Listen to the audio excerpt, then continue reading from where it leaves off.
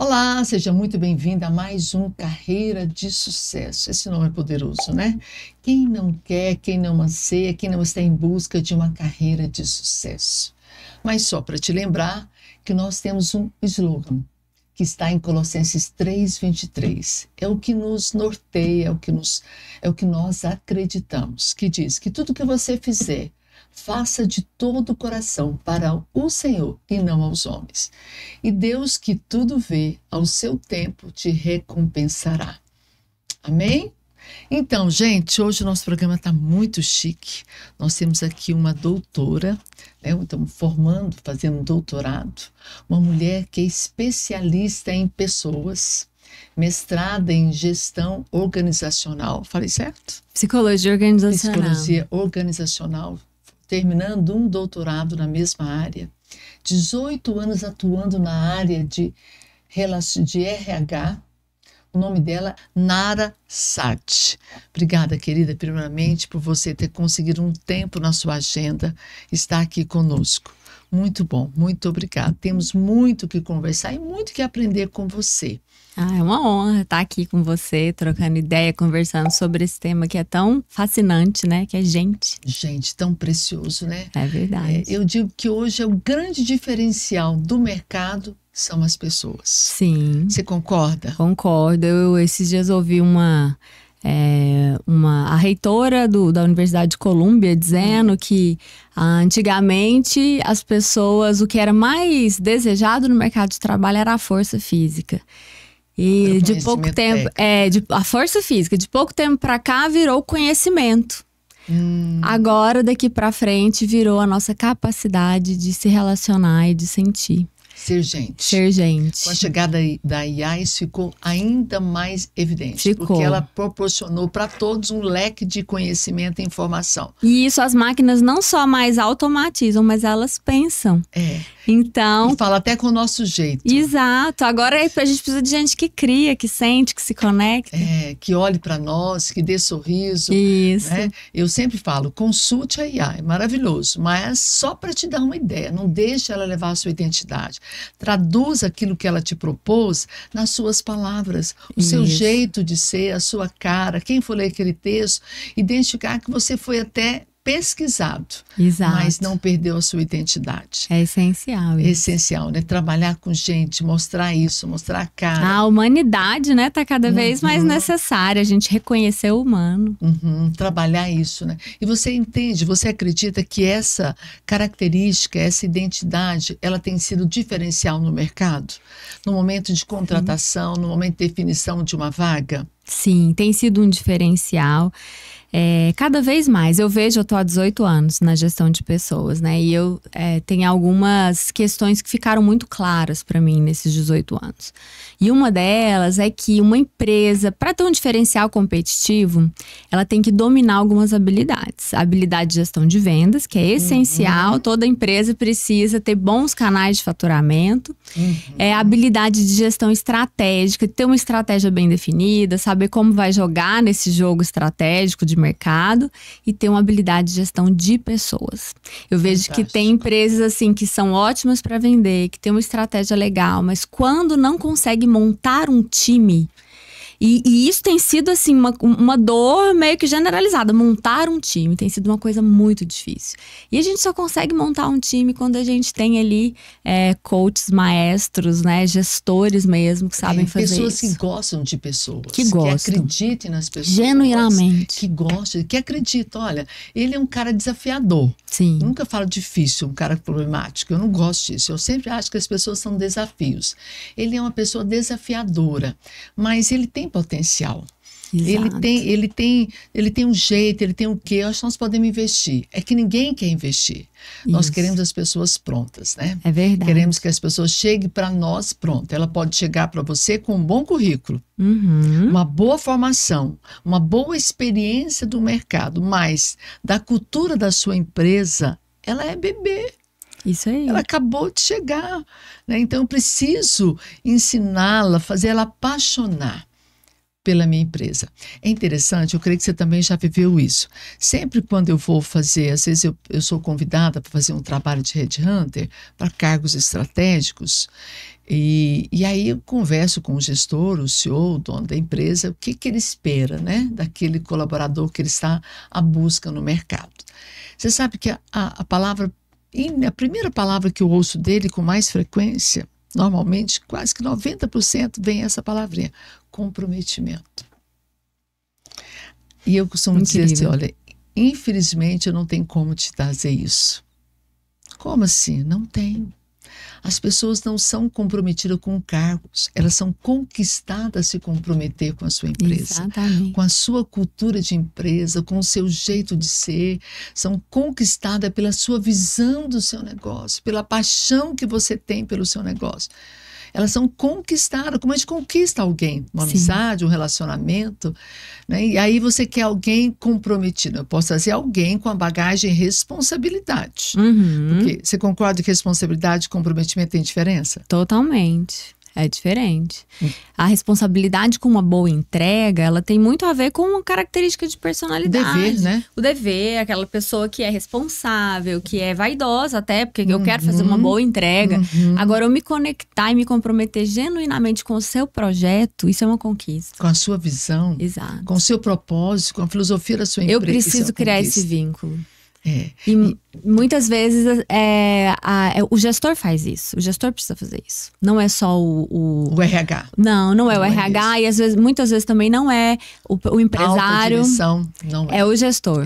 Aquele que está lá na frente. Exato. Exatamente, é isso mesmo. E aí que a coisa pega, né? É. Porque muitas vezes o colaborador, já ouvi isso muito, ele pede para sair da empresa por causa do gerente, gosta do dono. Isso. Ele até fala: eu gosto muito do senhor, eu gosto do fulano, gosto do patrão, mas eu não suporto aquele meu chefe. Exato. Mas esse chefe também tem que ser trabalhado pelo dono, não é? Tem. Como é que é isso? Então, Você que está no RH, que lida com esses pilares, com essa estrutura organizacional, né? Como é que você define isso? O que eu percebo, né? Existem diferentes níveis de proficiência na gestão. Aquela gestão mais sênior, que já é uma gestão mais autônoma, mais independente. Tem uma gestão pleno, que está se formando para ser uma gestão mais autônoma, mais independente. Tem uma gestão júnior, da pessoa que está começando, precisa ser guiada no passo a passo. Então, é razoavelmente comum ver empresários que terceirizam toda a gestão de pessoas para o time sênior. E isso funciona, de alguma forma.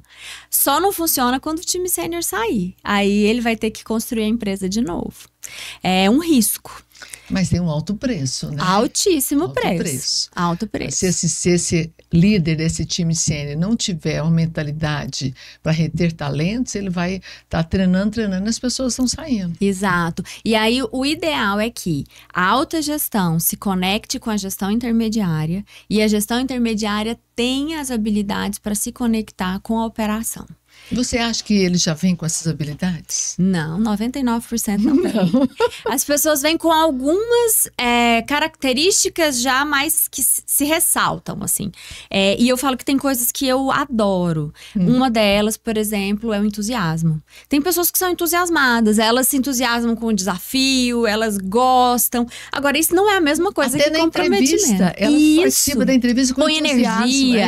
O olho brilha, ela ri, ela fica à vontade. Eu falo que a gente que não aguenta um vamos, que quando você fala, vamos fazer isso, a pessoa fala, vamos. Agora?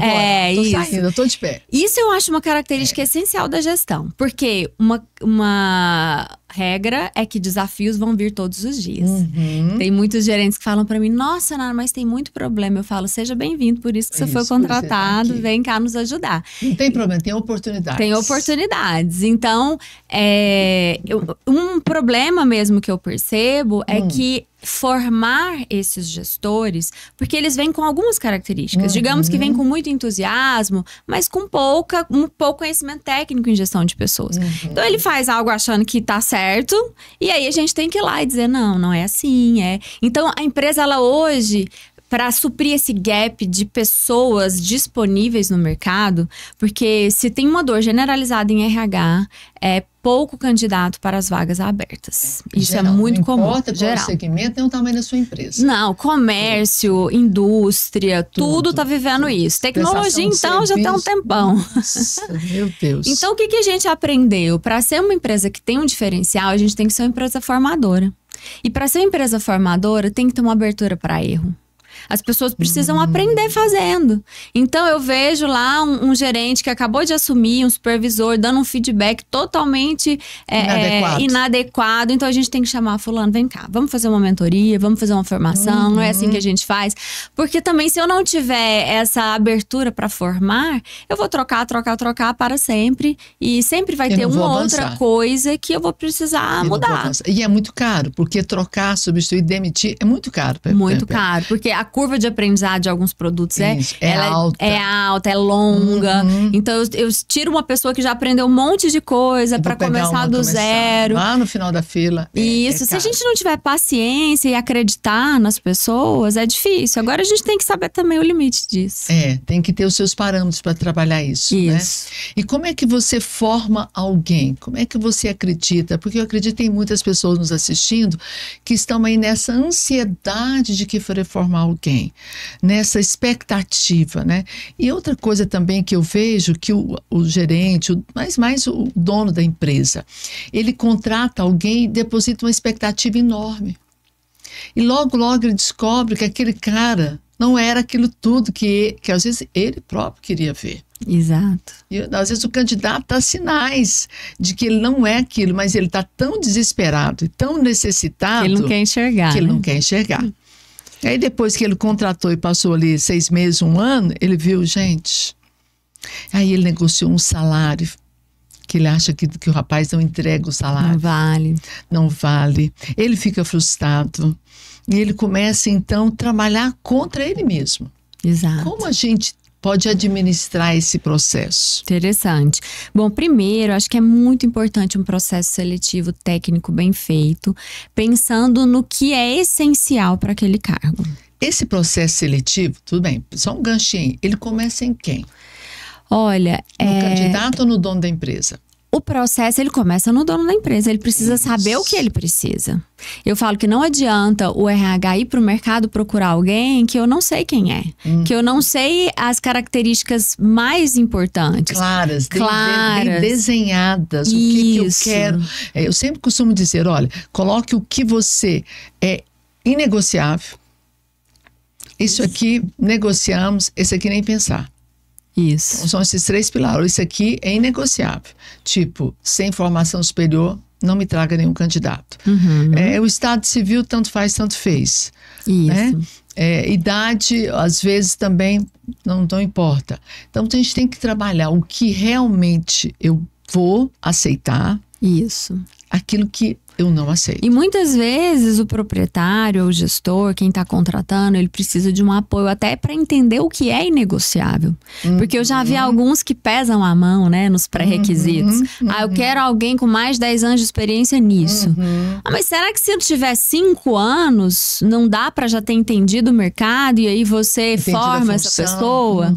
Então eu tenho percebido isso, que às vezes o gestor se amarra em uma ideia de que eu quero alguém pronto e não vai chegar ninguém pronto, né? Não vai. Então, tudo começa por aí. Eu selecionar uma pessoa que tem o básico do que eu preciso. Isso. E a segunda coisa que eu tenho visto que é cada vez mais difícil as pessoas entenderem, que é relacionar.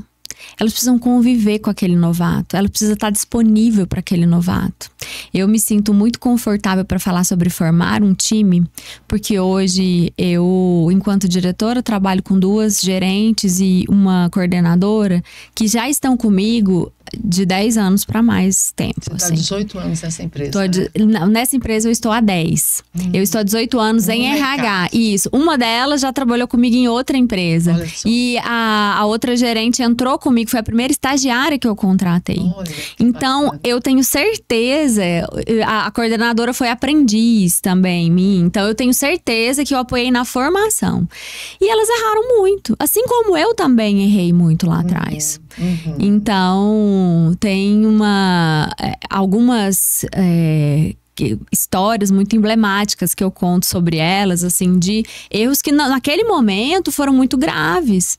Mas se eu não tivesse disponível para entender a intenção, o porquê, onde está o gap, onde está a falha e treinar essa pessoa... Você não estaria com ela hoje. Não estaria com elas hoje. Colhendo os frutos que você está colhendo. Exato. Alguém que tem a sua visão, a sua cultura, alguém que entende a linguagem sua, o seu desejo. Nossa, isso é maravilhoso. Isso, e hoje elas espalham, né? Elas multiplicam o meu trabalho, porque eu confio no trabalho delas. Lógico que elas não são iguais a mim, cada um tem um rol aí de competências, habilidades. Mas a gente trabalha. Isso, a gente trabalha com a mesma essência. É ótimo, fantástico, fantástico. Isso facilita o seu trabalho, porque esse trabalho é dissipado, né? Isso. Entre os times, entre as pessoas. E isso são muitos anos e horas de convivência. É sentar junto, fazer junto, ver como tá fazendo, sentir como tá entregando, olhar os indicadores, dar feedback, tanto formal quanto informal, estar disponível. Hoje as pessoas não estão disponíveis. Elas precisam acordar, ir pra academia, viajar, fazer uma coisa, fazer outra. E a galera que tá ali no dia a dia não tem acesso ao gestor. E isso é muito difícil. Ou quando ele está no escritório, ele tá com fone, ele tá numa reunião. Então, eu tenho percebido que essa falta de disponibilidade, ela atrapalha muito o desenvolvimento do time. E o que é pior, quando ele acha de ter um tempo, é um tempo que não é para ouvir. Não é para ouvir. É um tempo só para... Você não fez, você não entregou. Isso. O que aconteceu? Tá ruim isso, tá ruim aquilo. Não sabe ouvir. Né? Ele tá vendido ali. Ele não sabe o que aquele funcionário tá pensando, as dores que ele tá tendo. Eu falo que eu administro qualquer coisa, menos surpresa. Eu aprendi isso com a antiga diretora que eu tive. Que assim, pode acontecer qualquer coisa, mas não me deixa ser surpreendida. Me avisa primeiro. Pelo menos é a última a saber. Isso é terrível. Me avisa primeiro que a gente vai resolver junto. Então, 90% do que eu faço hoje é juntar pessoas para elas conversarem. Porque eu percebo que o gestor já tá assim, de nariz torcido para o novato. Eu converso com o novato, ele tá super apreensivo porque ele não consegue conversar com o gestor, ele não sabe se tá indo bem ou não. Então eu preciso colocar eles para conversar. E normalmente você participa, ou alguém do seu time participa, ou você só os coloca? Sim, eu participo, alguém do meu time. Para intervir, fazer aquele processo de mediadora. Para fazer as perguntas certas, para abrir o canal. Porque eu vejo que muitas vezes eles têm medo de entrar em alguns pontos. Os dois, tá? Não é só o colaborador, não. Eu tive uma experiência há pouco tempo de uma profissional que ela pediu para sair, era um gestor novo, assim, e aí... ele falou assim, Nara, ela pediu pra sair, vê se você consegue reverter, ver se ela continua. E isso foi muito emblemático pra mim, porque me mostrou algo que eu vejo há 18 anos. Quando eu cheguei pra conversar com ela, que falei, olha, o seu chefe gosta muito de você, do seu trabalho, ele quer entender se você tem disponibilidade pra ouvir uma contraproposta. E aí ela começou a chorar, ela falou, eu nunca imaginei que ele gostasse do meu trabalho. E isso era tão interessante, porque eles trabalhavam há um tempo já juntos. E qual que era a mensagem que ele passava pra ela? Era o oposto. Era o oposto. Eles valorizavam muito a entrega, o trabalho que ela tinha, mas ela não tinha notícia disso. Então essa conexão, ele perdeu a oportunidade de criar essa conexão. E o que a fez pensar em desligar foi exatamente a ausência desse retorno. Exatamente. De me perceber que eu existo e não só o que eu entrego. Exato. Meu Deus, como isso é forte, né? Muito. E como eles têm dificuldade de acreditar nisso, de entender que esse é o caminho. Exato. Eu gosto de analisar muito, assim, talvez, eu brinco de tentar entender o que é mais importante para aquele profissional, porque já há muitos anos eu sei que não é o salário. E eu tenho desenvolvido, né, essa observação de que ser útil é algo muito importante para o ser humano. Se a gente quer destruir a autoestima de alguém, é dizer para ele que o que ele sabe fazer não é útil para a humanidade, para a organização, ou que você não faz falta. E a gente vem de uma cultura em que a gente tem medo de dizer o quanto o outro é importante para nós e para o nosso time. Você me fez lembrar uma conversa que eu tive com uma gestora, em que eu disse para ela, olha, diga para ela que você gosta dela, gosta do trabalho dela. Não, eu já falei para ela que ela é uma ótima colaboradora. Aí eu falei, que tal você tirar a palavra colaboradora e falar pessoa? Porque quando eu falo colaboradora, o que me vem na mente? só os meus braços para te servir. O que me vem na mente? O serviço que eu faço para você aqui dentro. Então você é ótimo colaborador, você gosta do seu serviço. Isso. Diga primeiro que você goste da pessoa. E Isso. também do serviço que você entrega. Então, o que isso está dizendo? Eu enxergo você primeiro. Aí eu percebi que ela, quando eu falei isso, a gerente começou a ficar com os olhos lacrimejando. Como quem também se emocionou. Aí eu falei, você está se emocionando porque ninguém nunca disse isso sobre você. Percebe que é efeito cascata? A gente leva, né, para as nossas relações aquilo que a gente que viveu. Que eu recebo. Mesmo que seja inconsciente, mesmo que eu critique isso, eu não gosto disso em relação a mim, mas inconscientemente eu repito. E aí o que eu percebi? Ela não tinha algo para entregar. E às vezes ela tem o dono da empresa que está acima dela, ela gerencia uma equipe e ele nunca teve esse olhar que gosto da pessoa. Só a cobrança Sim. E o trabalho. E eu falei, olha, quando nós estamos à frente de um cargo, como que você ocupa, que tem aí 25 pessoas sob o seu comando, nós às vezes precisamos entregar o que não recebemos. Essa é a nobreza de um gestor. Você gostaria que o dono da empresa também fizesse o mesmo para você replicar com o time, ou seja, enchesse o meu copo, aí eu posso transbordar. Mas quando eu estou nesse cargo, eu às vezes preciso oferecer o que eu ainda não tenho. Isso mesmo. E isso é uma arte, né? Uma outra percepção que eu tive ao longo dos anos é que os gestores, os gerentes no mundo corporativo, eles são os sobreviventes das famílias. Geralmente são aquelas pessoas que vieram de famílias assim difíceis, em que eles tiveram que, de forma muito corajosa, sobreviver. Às vezes é o único que formou na família. O único que formou, ou então... O único que tem um emprego melhor. Isso, é aquele que é responsável, que tem que ajudar um irmão que não deu certo, que tem que ajudar uma mãe, um pai que não tem condição. Que é o exemplo para a família. Exato. Então, porque se ele se sobressai no mundo corporativo, que é uma selva, né? Que é difícil, que é uma batalha. É uma cotidiana. Exato. Se ele se sobressai ali, é porque ele foi um sobrevivente ali do núcleo familiar dele. E ele precisa de um monte de ajuda também.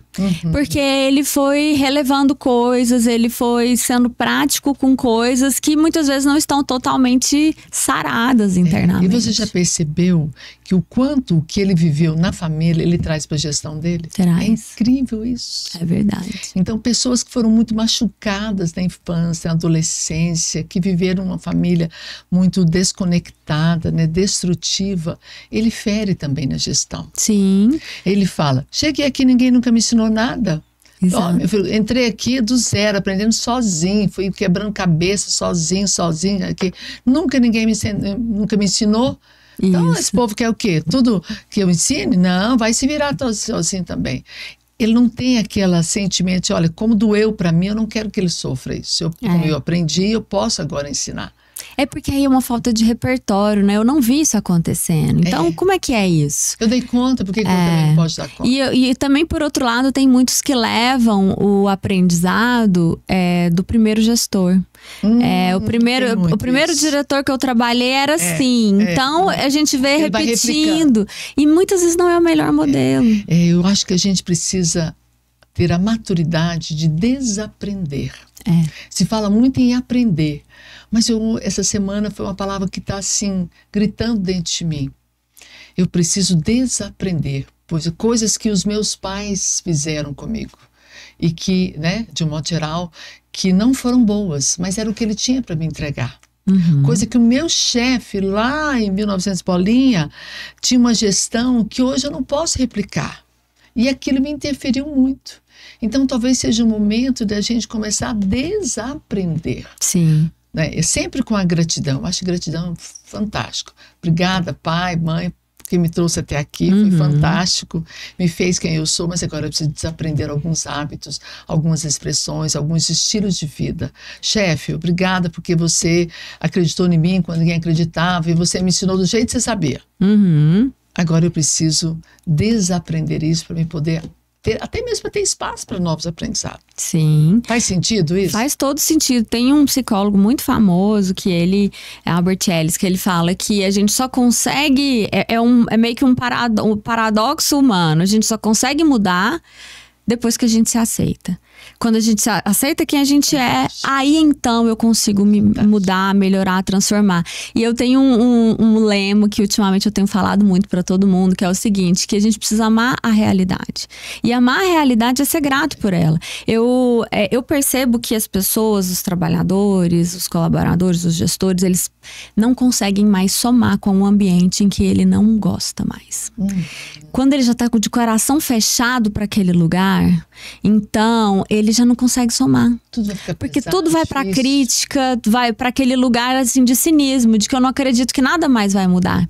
E aí eu faço esse exercício de falar para ele, gente, a gente precisa amar a realidade. Ah, meu gestor não é totalmente preparado para ser gestor, mas ele é. Mas é quem eu tenho. Essa é a minha realidade. Se eu não abraçá-la de alguma forma, eu cognitivamente não estarei apto para apoiar, para contribuir. Isso é tão verdade, porque extrapola o mundo business. Você tem que amar o filho que você tem. Exato. O marido que eu tenho. E ver qualidade. Aceitar isso. Isso. Agora, se você não aceita, você não vai amar e nem vai ver qualidade. Exato. Você só vai criticar. Só vai criticar. E achar que o outro é melhor. É isso aí. Sempre. O outro emprego é melhor, outra empresa é melhor, outra pessoa é melhor, aquele filho do outro é melhor. Tudo é melhor. Exato. E nós sabemos que não é bem assim. Não, se a gente não consegue valorizar quem tá ali com a gente, né? Entender, e quando eu falo amar a realidade, não é nem conformismo. Isso. Mas é ver o lado bom. Porque quando a gente fecha o coração, é muito difícil. E quando você ama, você sabe ser grata. Sabe. E a gratidão não é viver naquela coisa ruim, aceitar o medíocre, aceitar o baixo, o pequeno. Não, de jeito nenhum. Eu sou grata por isso, mas eu preciso avançar. Isso. E esse é um outro paradigma do mundo corporativo. Quando eu vejo que tem muitos gestores que têm medo de se aproximar, de criar vínculo, de gostar. Porque pode chegar um momento em que você vai precisar substituir aquela pessoa.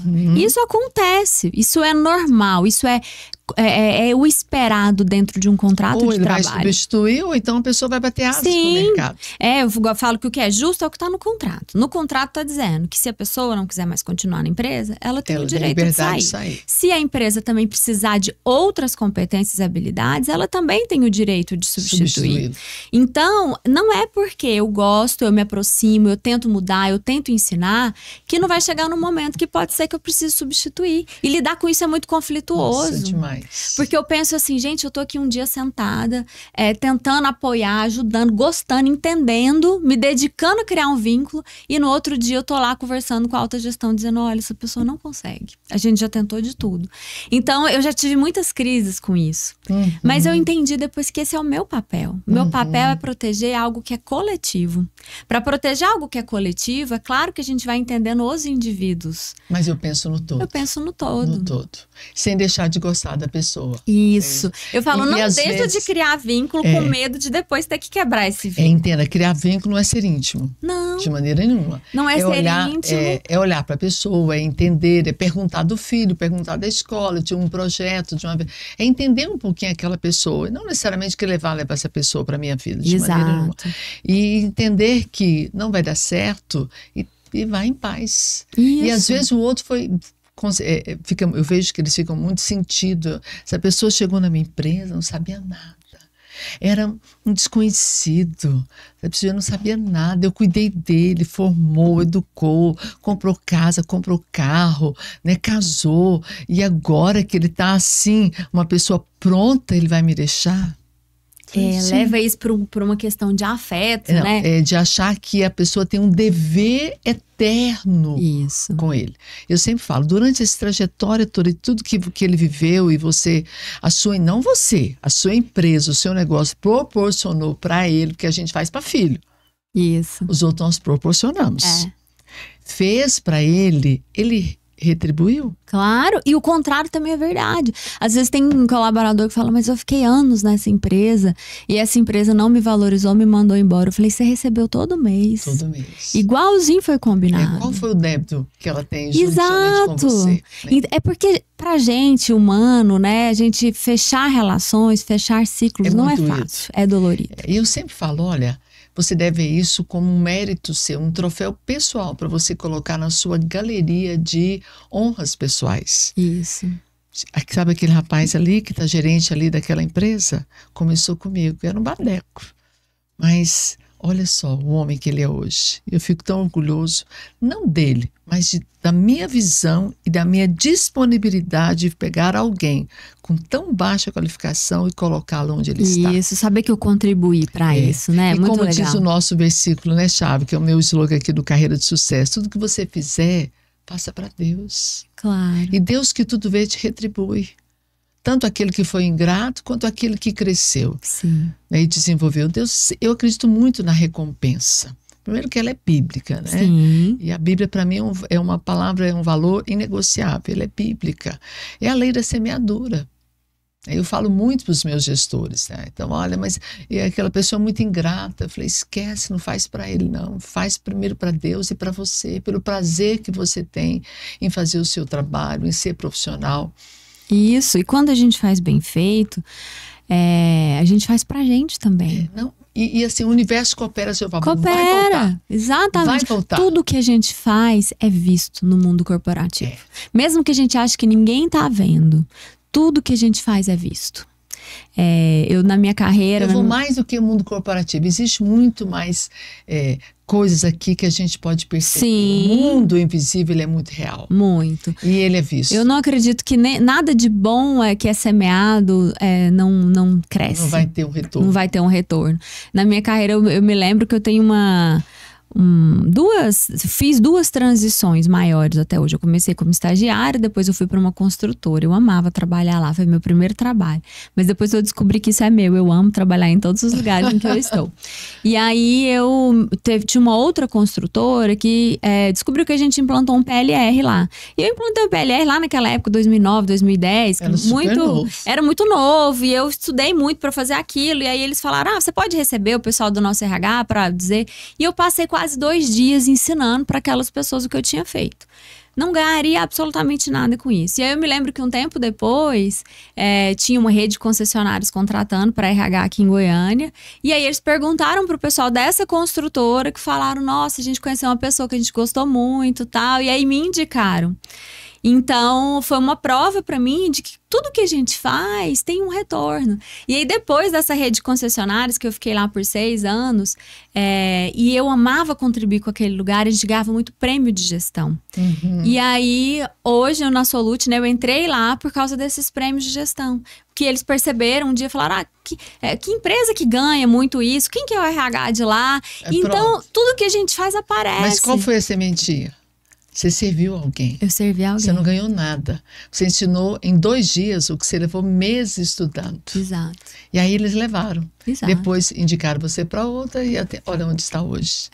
E hoje você é diretora, mas houve uma semente do Houve. servir. As pessoas hoje não querem servir. Não. Quanto você paga? Eu não vou trabalhar de graça. Relógio que trabalha de graça. Não. Eu tenho uma carreira paralela, eu acho né? muito bacana essa coisa, gente. Eu tenho uma carreira paralela, além de várias que eu tenho, que eu dou aula também, sou professora de pós, em company, mas eu sou professora também de evangelização de criança. Ai, que lindo. Crianças, assim, pré-adolescentes, se eu chamar eles de crianças, eles não vão achar muito bom. Não vão gostar. E aí, eu me lembro que quando eu fui ensinar que dar é melhor que receber, eles falaram, não, professor, isso não faz sentido. Falei, é só no reino de Deus que isso faz sentido mesmo. E quando, racionalmente, né, a nossa compreensão não avança a esse ponto. Só no dia a dia que a gente percebe. O mundo business, o mundo dos negócios nos ensina outra realidade. Outra, totalmente Então, diferente. implantar a nossa visão de Bíblia, de crer nesses princípios, é andar na contramão. É verdade. É andar na contramão. Mas eu sempre falo, você não vai ficar no prejuízo. Sirva. E Deus que tudo vê te recompensa. Espere. É o servir, né? Sim. O marido fala isso, eu acho muito bonito. Ele fala, meu compromisso é com a tentativa. E eu falo, meu compromisso é com a minha consciência. Se eu fizer o meu melhor e ninguém reconhecer, mas eu sei que foi, tá tudo certo. Sempre. Em alguns momentos, ninguém puxa a minha orelha, mas eu sei que eu não tô fazendo o meu melhor. Perfeito. Então, também isso serve para eu parar e falar, então tá, por onde eu preciso ir? Qual o caminho que eu devo tomar? Esse é um indicador importante pra gente no mundo corporativo.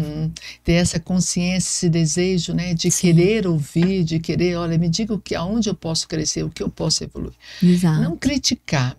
Eu detesto essa palavra, eu acho ela extremamente maligna. Eu gosto de feedback, eu gosto de pontos de melhoria, pontos de atenção, onde eu devo crescer um pouquinho mais. Porque em cima dessa palavra crítica eu já vi muita gente machucada e ferida. E no final coloca um título, né? Você não sabe receber uma crítica construtiva? O que você construiu? Você me deixou para baixo? Me fez sentir pequeno? Não, eu acredito muito nos pontos de melhoria. Né? Ninguém é tão bom, tão ruim, que não tenha feito algo que possa ser melhorado. E até para fazer essa crítica, né, é importante eu ter criado um vínculo. Eu estava falando disso ontem, que, por exemplo, quando a gente percebe oportunidades de melhoria no trabalho de alguém, a primeira coisa que eu preciso fazer é falar, posso entender melhor? Posso te acompanhar? Queria ir com você fazer esse atendimento para entender como que é lá na ponta. E aí eu vou ajudando a pessoa a criar consciência através das minhas perguntas. Você não acha que se você fizesse assim, talvez poderia te ajudar nisso? Porque se eu já chego muito assim, você está fazendo isso, isso e isso errado. Eu não construí vínculo, a pessoa não tem transferência nenhuma comigo. Eu entrei arrebentando a porta. Arrebentando a porta. E a gente tem uma postura de RHs que me incomoda muito, que é de ser crítico aos gestores. É como se fossem inimigos. Nenhum gestor presta. E o RH tem que sofrer porque nenhum gestor presta. Eu falo, não trabalho assim. Você só consegue ajudar o gestor quando você está do lado dele. Quando você realmente, genuinamente quer vê-lo crescer. Se ficar essa guerra nós contra eles, a gente não apoia. Aí fica cada um querendo aparecer mais que o outro. E assim, eu até falei para uma moça do RH também, a mesma coisa, parecido com essa conversa. Olha, quando um colaborador chega aqui e começa a falar mal do gestor, defende o gestor. Fala, você já conversou com ele? Você sabia que ele gosta muito de você? Sabia que ele já falou muito bem de você? Mesmo que não tenha falado, mas deixa a pessoa pensar coisas boas do gestor. Converse com ele e não falar, é mesmo? Nossa, pois é assim mesmo. Você não é o primeiro que fala dele para mim aqui, não.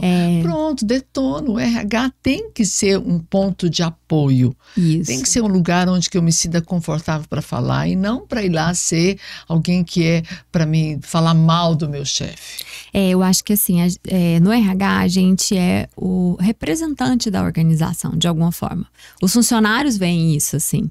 Eu vejo pelas piadinhas. Vou lá falar pro RH. É como se o RH fosse um lugar... Um carrasco, né? Ali para poder... Que representa o dono, né? E como eu falo, né? Ali a gente defende o coletivo. O coletivo não é o dono. O coletivo é todo mundo. Tem que ser bom para todo mundo. Então, tudo que a gente qualquer conversa que a gente vai travar com alguém, é importante pensar, isso é o melhor para a organização nesse momento? Ou será que eu vou gerar mais raiva naquele funcionário em relação ao gestor dele? Será que eu não posso ouvi-lo, dizer, olha, calma, ele está passando por um momento difícil, é muita atividade, é muita cobrança, vamos conversar melhor? E aí eu vou lá no gestor e falo, olha, aquele funcionário está se sentindo muito machucado, tal, vamos ver uma outra forma de você lidar com ele, respira, vamos pensar numa estratégia, mas pensando no bem do todo. Se eu não quiser contribuir ali com aquilo que eu estou ouvindo, eu vou prejudicar muito. Então o RH é aquela ponte, né? É a ponte. É a ponte. Uma ponte bem construída, quantos caminhos, quantas jornadas ela facilita. É a ponte entre o objetivo da empresa e as pessoas. Então, a empresa tem alguns objetivos. E a gente precisa ajudar as pessoas a se encontrarem ali naquele objetivo. E não só puxar pela empresa. E não só pelo colaborador. Ele tem que fazer aquela ponte, né? Facilitar a jornada de ambas as partes. A empresa que quer crescer é aquele funcionário que está fazendo uma carreira, está na caminhada. Eu falo muito com empresários e eu falo para eles o seguinte, quando eles falam assim, a gente está com dificuldade na atração de talentos, que agora esse é o termo mais usado, né?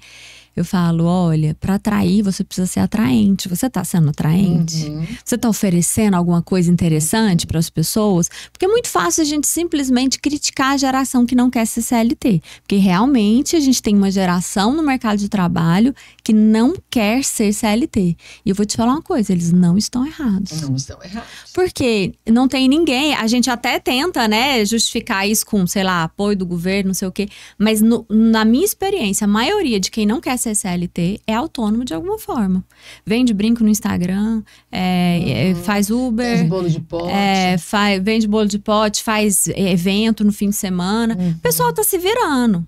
E eles querem se virar com flexibilidade. Será que as empresas já entenderam que flexibilidade é algo muito importante para essa geração? É um valor que agrega, que diferencia você do outra loja, da outra empresa que me quer contratar. Isso, também. E oferecer flexibilidade tem a ver questionar a nossa necessidade de microgestão. E assim, não é mais só os benefícios que é imputado pela lei. Isso deixou de ser atrativo há muitos anos. Muitos anos. Mas o que é mais? É um ambiente para descanso, é uma refeição boa, é um lugar que é tratado com dignidade, é celebrar os aniversariantes, Isso. São as datas comemorativas, alguém que olha para mim. É um lugar gostoso da gente conviver, viver e estar ali. Eu falo que tem duas coisas hoje que são exigências. A primeira é flexibilidade. As pessoas, elas querem, elas precisam saber que sair para ir numa reunião de escola do filho não vai gerar um transtorno para a vida dela. Que existe essa possibilidade. E convenhamos, a pessoa ficar 1 hora e meia fora do trabalho vai quebrar uma empresa? Se isso for bem gerido... E assim, e o que a empresa, o retorno que a empresa vai ganhar de nível de comprometimento com alguém que sabe que a minha empresa não vai me privar de algo que para mim que é tão importante. Exato. Eu ir na reunião, na festinha lá das mães na escola do meu filho. E eu volto, nossa, isso é fantástico. Sair para visitar um parente que está doente, sem precisar de atestado. Então, assim, essa flexibilidade... E às vezes, assim, tudo tem que ser medido, né? Sempre, hoje, as clínicas, elas estão facilitando muito os horários de atendimento. Sim. Você vê a quantidade de exame que faz de madrugada. Exato. Depois das 10, das 8 da noite. Isso facilita muito.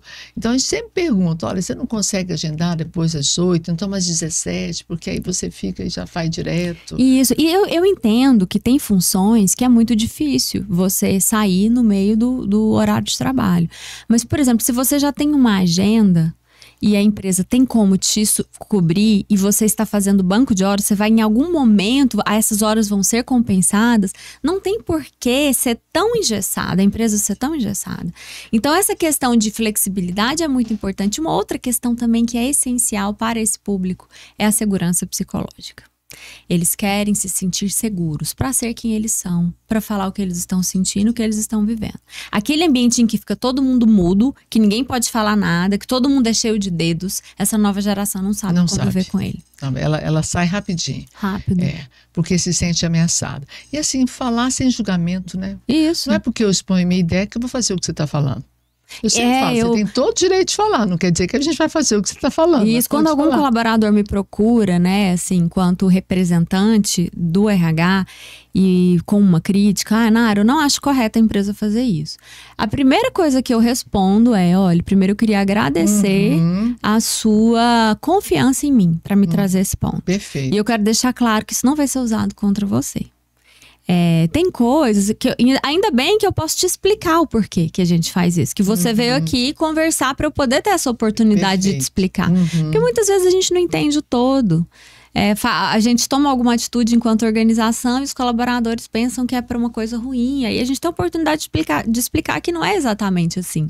Eu não gosto dessa construção do nós contra eles. A gestão empresária do mal... Não funciona. Não funciona. Tá todo mundo ali com o mesmo objetivo. Funciona. Vai cair, não funciona. O que funciona é a confiança, é a parceria, sabemos que nós fazemos parte dessa construção. Isso. Eu me senti útil, você falou que a palavra sentir útil é a mesma que reconhecimento, ele reconhece que eu sou útil para ele. Isso. Ele reconhece que o meu trabalho é necessário, que é importante para mim, que a minha vida é importante, e não só o que eu entrego para ele. Isso é fantástico. Nós já estamos caminhando para o nosso final. Eu queria muito que a gente abordasse um pouquinho algumas dores do líder.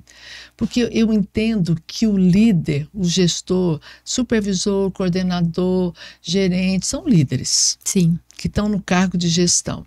Eles são, assim, o pilar de uma empresa. É onde tudo acontece. Se ele é um líder que está contaminado negativamente, aquele time também vai despencar. Sim. Porque eu sempre falo, pessoas doentes adoecem pessoas, ferem pessoas. Então, como eu posso trabalhar a cabeça desse gestor? Como trabalhar o emocional dessa pessoa, que às vezes vem de um lar, de uma família desconstruída, que ele trouxe, ele não tem como ele apagar a infância dele, os traumas, não tem, vem tudo junto. Só não aparece no currículo nem na entrevista, mas no dia a dia ela se manifesta. Então, para completar, ainda está numa gestão onde o diretor, o dono da empresa, também reforça aquele histórico de muita dureza, não falar, muita cobrança impositiva, né? Não tem a leveza, não tem aquela elogio, então, nem pensar. Como eu trabalho essa pessoa? Bom, o gestor, ele sofre pressão de todos os lados. O RH fala que ele precisa melhorar na gestão de pessoas, o diretor dele fala que ele precisa vender mais, o funcionário fala que precisa de mais tempo dele ali para ensinar. Tem muito trabalho e pouca gente, tem que contratar mais, o financeiro fala que não pode contratar mais.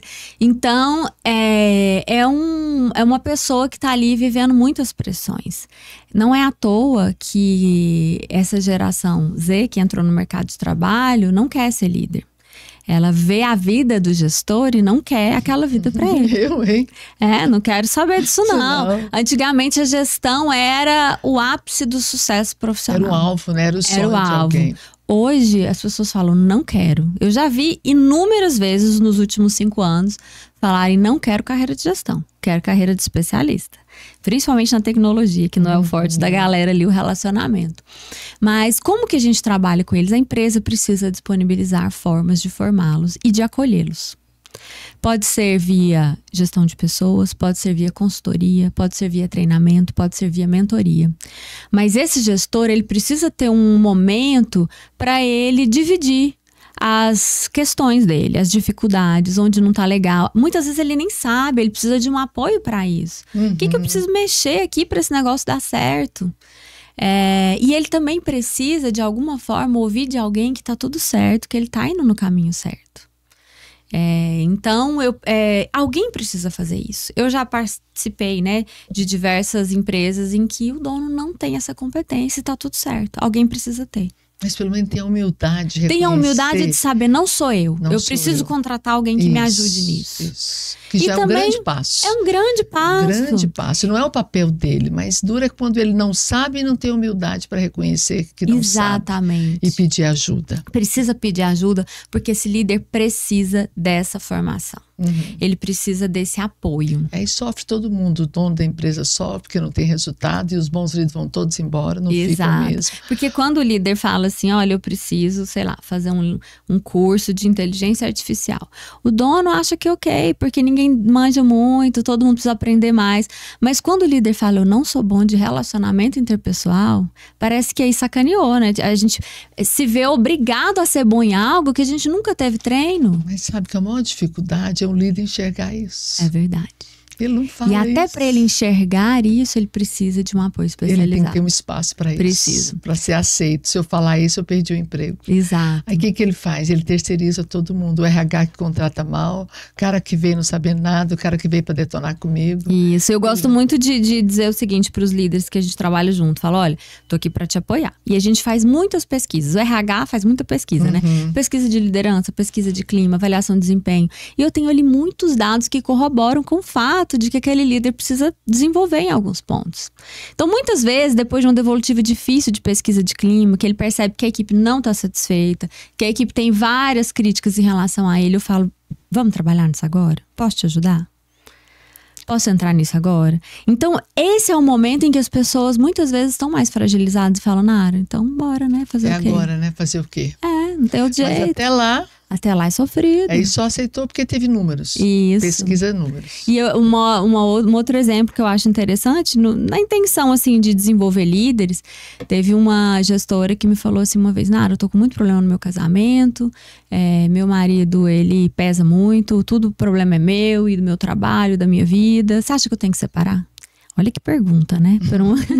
Aí eu falei, olha, eu acho que essa é uma pergunta muito séria para eu poder te responder. Eu não te conheço a ponto, né, de poder te ajudar nesse ponto. Mas o que eu vejo em relação à vida profissional? Sempre que a gente vê um desafio no mundo corporativo, eu acho que a gente está sendo convidado a resolver esse desafio. Se a gente sai dele, se a gente foge dele, ou se a gente simplesmente sai da empresa, eu vou passar por isso novamente em outra empresa. Se eu estou sendo convidada a colocar limite no meu gestor, eu vou precisar fazer isso em algum momento, seja aqui, seja em outra empresa. Se eu estou sendo convidada pelo universo a rever o meu relacionamento com meu marido, colocar limite, dizer para ele o que eu acho, é importante que eu faça agora, porque eu posso ter 10 casamentos e a mesma coisa vai acontecer. A história vai se repetir. Então, não estou dizendo que elas deveriam não separar. O que eu acho é que a gente vai lidar com desafios no mundo corporativo que, se a gente simplesmente fugir deles, eles vão aparecer de novo. E vão aparecer de novo. Vão aparecer de novo. Você fala, não, isso aqui já é demais. Essa empresa falando que eu não sei me relacionar, que eu preciso resolver, isso aqui pra mim já é demais. Vou sair e vou pra outro lugar onde as pessoas gostem de mim. Você vai para outro lugar, vai aparecer isso. Então, faça o seu melhor ali onde você tá. Você viu que deu o seu melhor, fez de tudo, não teve resultado, aí tudo bem, aí a gente toma uma outra decisão. Existe essa possibilidade, mas não pode ser a primeira. Não pode. Não pode ser assim. Fantástico, querida, muito bom. Agora, olha para aquela câmera ali e dê uma palavra de encorajamento, de fé, porque você é uma mulher de fé, para todos que estão nos ouvindo. Porque, Nara, eu acho que gerenciar, cuidar de pessoas sem fé é muito pesado. Fazer qualquer projeto, criar um filho sem fé, manter um casamento sem fé, dono de uma empresa que não crê, que não tem, que sabe que Deus te dê, é mais difícil, né? Então, às vezes, eu vejo, essa semana mesmo, uma empresária se queixando, estava muito cansada, não sei o que, essas coisas que a gente vê o tempo todo. Eu falei, olha, vou dizer para você uma coisa, você é uma privilegiada por estar passando por isso. Porque há muitas outras mulheres que abriram empresa e fecharam. E gostaria de estar tendo esse nível de cansaço que você tem. É um privilégio. Ela ficou assim, sim, é um privilégio. Deus te deu uma empresa. Se essa empresa está de pé aqui, porque Deus tem te dado competência, recursos, pessoas para você administrá-la. Então chama o seu sócio majoritário para dividir com você esse peso. E não queira ser sozinha. E agradeça por ele. Então, como é para você, né, trabalhar sem não envolver a fé? Crer que Deus também está nos projetos. Olha, para mim, pessoalmente, a única experiência que eu tenho é a minha mesma, né? Assim, para falar sobre ela. Para mim, nada faz sentido se eu não acreditar que eu tenho um Deus amoroso que sabe de todas as coisas. Porque se eu ficar presa num sentimento de revolta e de crítica, eu não consigo ajudar. E eu tô aqui para ajudar.